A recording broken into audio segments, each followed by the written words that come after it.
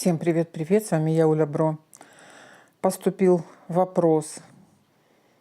Человеку поставили не очень хороший диагноз, и был вопрос, что ждет? Что ждет человека? Вопросы здоровья. Все, кого касаются вопросы здоровья, выбора, ответы для вас. Смотрите, что впереди. Нечаянно появится надежда. Нечаянно появляется надежда. Доктор, анализы в ранней дороге. В ранней дороге вас ожидает сдача анализов. Я вижу информацию от врачей. Хорошую информацию. Человек находится сейчас от меня на расстоянии.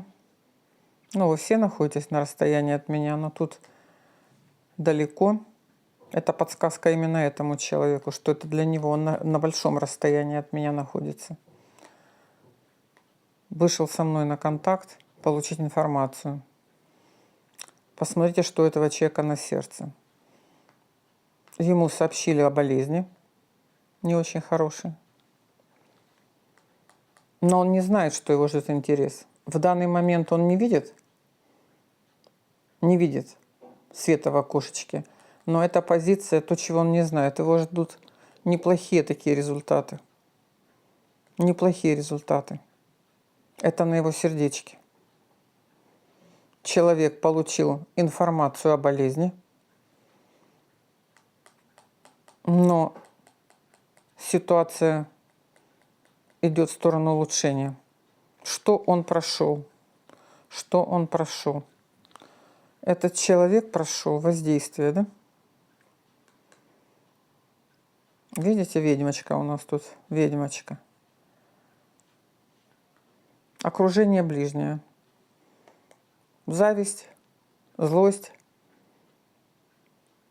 Видите, как мы общаемся? И надо думать, с кем мы общаемся. Пока мы молодые, не очень много мы в этом понимаем.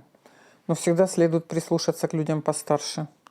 В вашем окружении есть люди с не очень хорошими мыслями, энергетикой. Фильтруйте, пожалуйста, ваше окружение. Потому что, смотрите, это сейчас, это будет. Но от этого вы ушли, потому что появился человек, который вам помогает. Вам уже сейчас помогают. И нечаянно дают надежду. Вы не ждали, что у вас появится лучик. Да? Лучик в окошечке у вас появляется. Но здесь и сейчас я могу сказать, для тех, кого это касается, что